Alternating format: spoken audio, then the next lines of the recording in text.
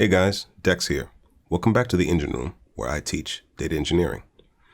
We are building a very simple ETL pipeline using just a few pieces, some open source Python tooling, which I built myself. It's bundled into a framework called Mercury, a handful of third-party tools, and Unix as infrastructure.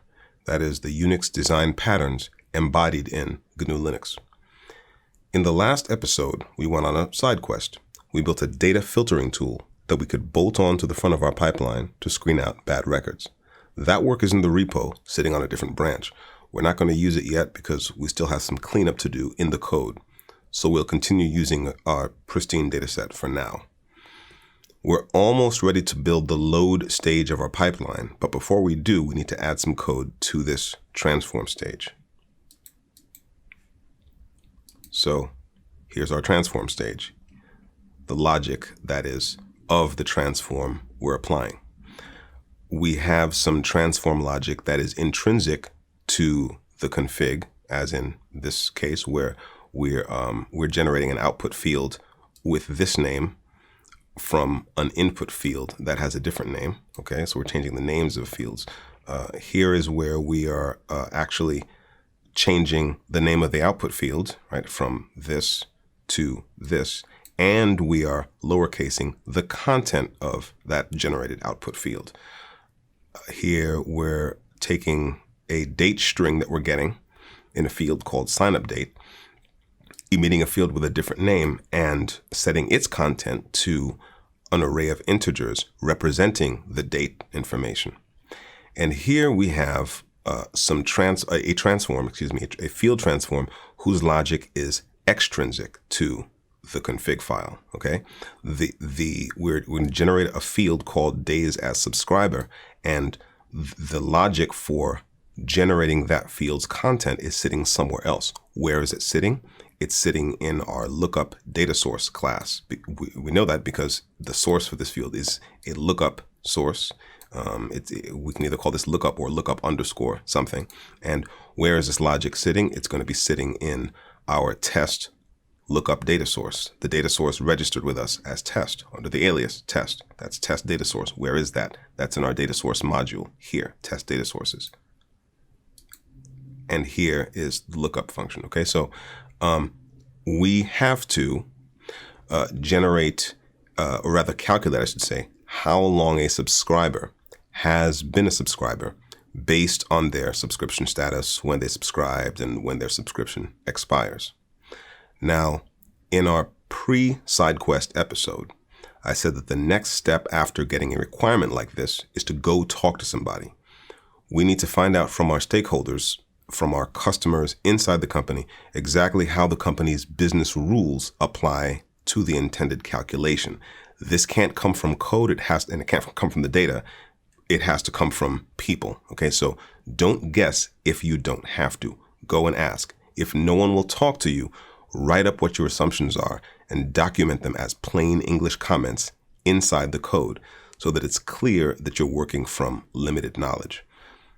So I've worked up some business rules from some requirements from my fictional conversation with our fictional stakeholder, right? And it's a good idea in these documents to nail down everything you can. So if you can get some guarantees about how many fields a proper record really does have, any other delimiter characters that might show up, depending on what the input is, guarantees about the format, what is the correct format, and constrained values, such as, are there any values in the input that have to be one of a given set of words or what have you. Nail down everything you can, get it in writing. And this is the heart of our calculation logic. Okay, so what the stakeholders told us was that if someone is either paid or lapsed, then you calculate the longevity by doing some data arithmetic between sign-up date and the earlier of expiration date, or today. And we're fortunate in that for suspended subscribers, right now, they're just going with the expiration date as the cutoff date. So essentially what this means is that all our calculations are going to be the same no matter what the user status is. That may change later, but for right now, that's it. So that's good. That's a nice, simple basis on which to get started. Now, if you are a working data engineer, it's a good idea, once you've written up a document like this, to clean it up and email it back to the person or persons you spoke with, and possibly to the person above you in the reporting line. Now, as technology professionals, we know that our stakeholders are people of sound moral fiber who would never change course midstream and then try to burn us for getting the pipeline wrong. Not at all. We're simply generating a time-stamped audit trail so that those who come after us shall know us by our works. There's no need to do anything fancy. Plain text is fine. Don't start messing around with PowerPoint or anything like that. You're just letting people know, roughly speaking, which way you intend to jump. So get it out there and get to work. And speaking of getting to work, let's do it. Now, if you've watched the earlier videos in the series, you know the drill, right? We do xfile, config, extract test3, delimiter pipe, and test3.csv. Okay, and we have our transform. Now, the first thing I want to do here is eliminate some toil. Touch makefile. We'll make a make target. Okay, so we copy this. We go here, we go to our makefile, and we say, so extract is going to be our make target, and we paste that in there. And now we know that we can also eliminate a little bit of uncertainty by populating the environment variable right inside the make target. So if we say mdemo home equals pwd, okay, right. Then we know that we can run this command successfully whether or not our user has set mdemo home, because it's being set inside here. Now, the value of this variable, this environment variable, will not persist beyond this run, but that's okay. What's important about this is that it's another way to decrease friction, right? So often, when I'm in a shop where I'm trying to get my tooling out there and I'm trying to impose some discipline on kind of internal processes. If people are inclined to be, well, I should say, especially if people are inclined to resist that, I want to make the process as low friction for them as possible. I want them to have as good as possible a user experience at the command line. So this just cuts down on the number of variables, chances for typos, forgetting to set something, what have you. I can push this with the rest of my code, and then I can say, clone my repo, install the dependencies, and run this make target, and they're up. Okay, so this is a way I like to work. All right, so let's just double check that make file. All right, so we say make extract. There we go. Okay. All right, so now that we've done that, let's get down to business. We have our business rules, and we know that it's, all we're doing is we're calculating the longevity. We're doing simple data arithmetic, and we're not, for now, taking into account, even though suspensions can be a special case, we're not really special casing suspended subscribers for right now. By the way, the reason I'm making a big deal about this is because, again, you can imagine that if someone suspended their subscription, let's say 1 month in, we may want to know, well, one, do we have a business event that tells us that they suspended this subscription? Because that's not really an expiration date. And so you can see how the interpretation of these terms, what is a paid user, what is a suspended user, what is a lapsed user, can make the difference, between a correct answer and an incorrect answer. But for now, we're keeping it simple. So let's get into it.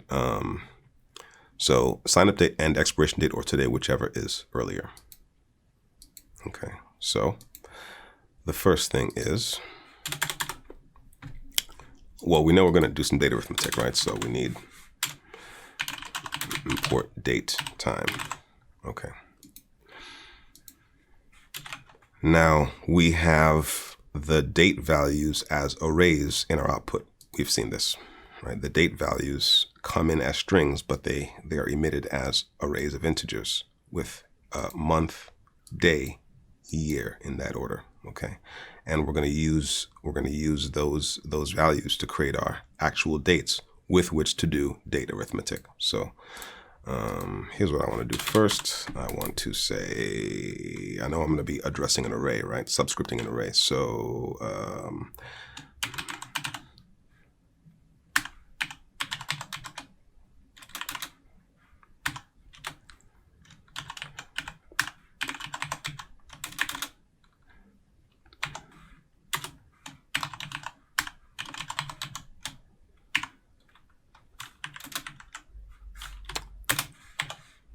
okay.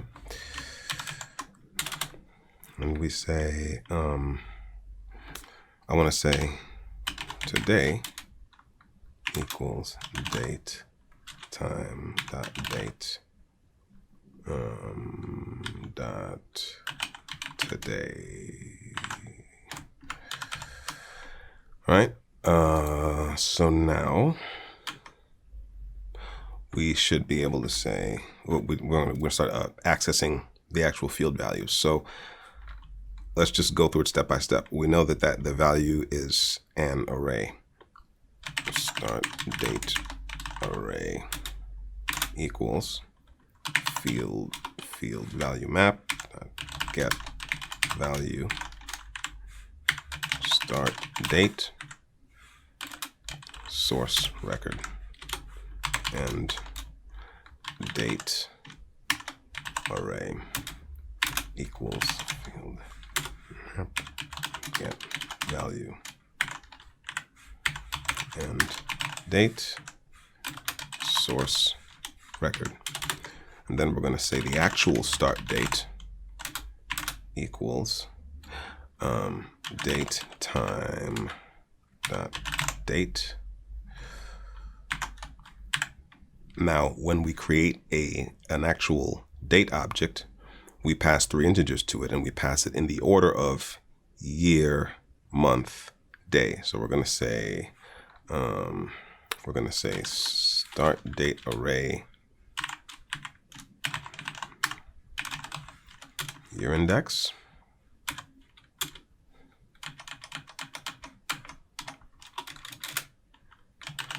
start date array month index start date array day index. And we're going to do the same thing with end date.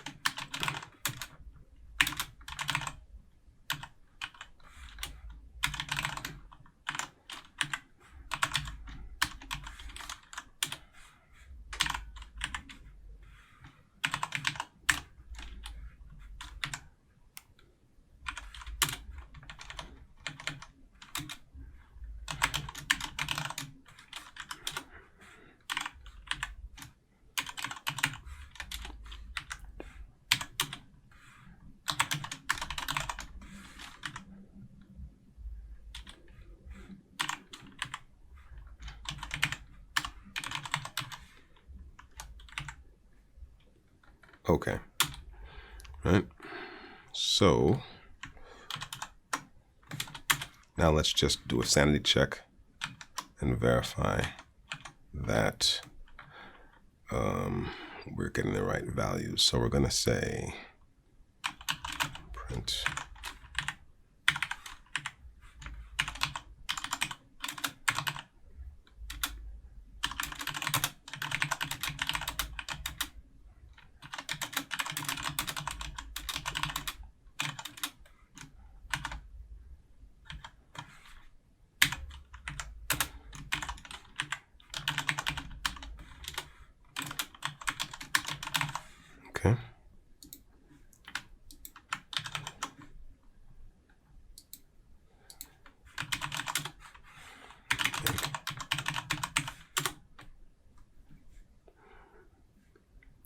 let's see, what am I doing wrong?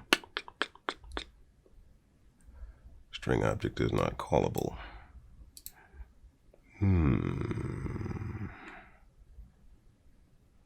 Oh, there we go.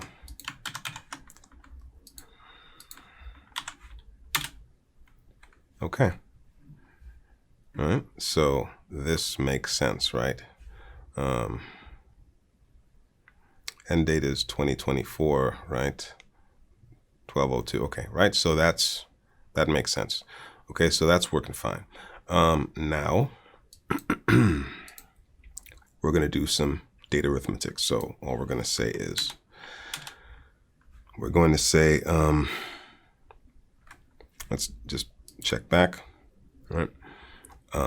Subscriber longevity is the difference between sign-up date and expiration date, or today, whichever is earlier, right?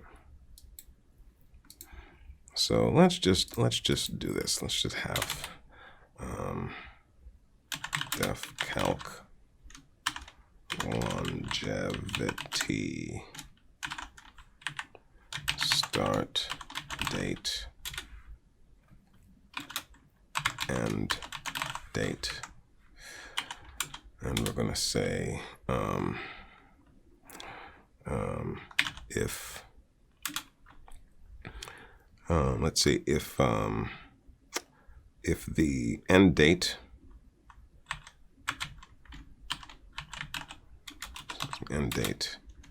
is earlier than today,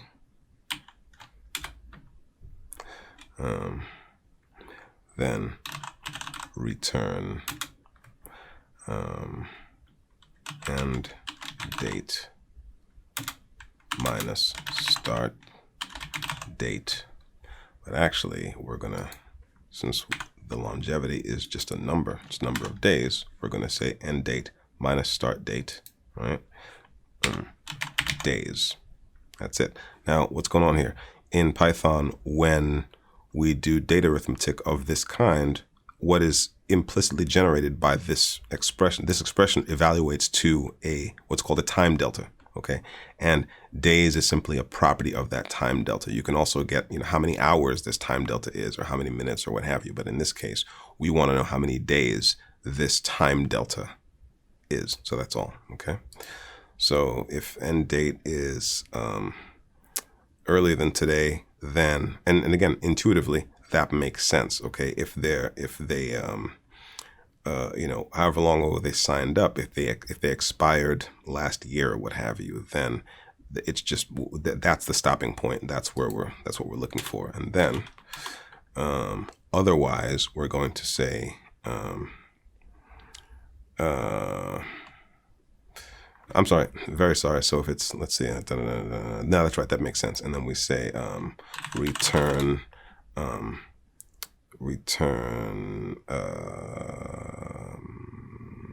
today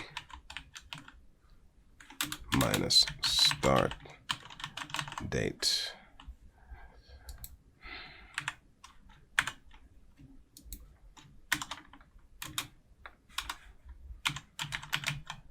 Okay. All right. And that makes sense too. If their end date is in the future, in which case it's greater than today. Yeah, greater than or equal to today. If it's equal today, it doesn't make any difference. But if it's in the future, let's say, then we know that we only count their longevity as the difference between today and when they signed up. So, right, this makes sense to us. So we should be fine with that. Okay, so now what we say is return calc longevity start date end date. Okay. Now, one thing that we should make a note of is that there are additional attack surfaces that bad data can use to mess up our pipeline. Okay, because if we need to make sure that no one's doing anything weird like passing us end dates that are earlier than start dates, right? That's an example of something where even if the dates we get are structurally correct, they can be semantically incorrect. They can be incorrect in terms of the meaning of what we're of the underlying thing that we're looking at. So that's something to think about, for later when we're adding bulletproofing. But just a thing to make a note of now. In fact, we can even make a note in the code.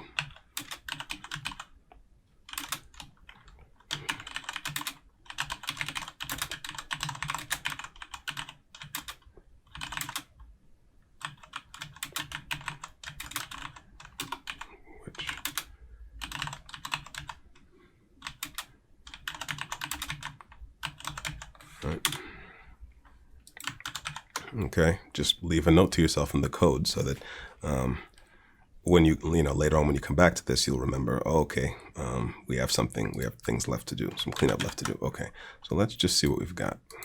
Run a smoke test. Okay, so let's see, there we go. So we have here someone who signed up on March 1st, 2018, and their subscription expired March 1st, 2019. So this is how long they were. That makes perfect sense. Okay, so we see this is kind of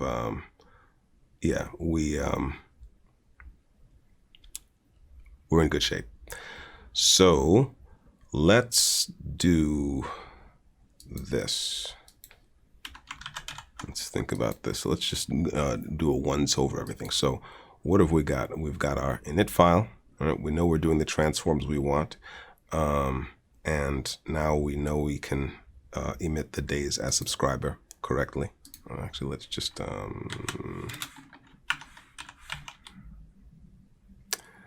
because never mind. I'm emitting things to standard out that I shouldn't be. Let's just do that. Let's just import sys. Let me say file equals sys dot standard error.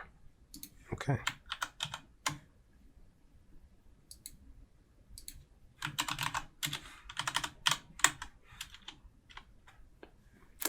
Still not doing it. I think I must be printing something else on it. So I'm not going to worry about that too much, but because we know we're capable of emitting that properly, I think I may be just forgetting a print statement somewhere. So let's not worry about that for now. Okay.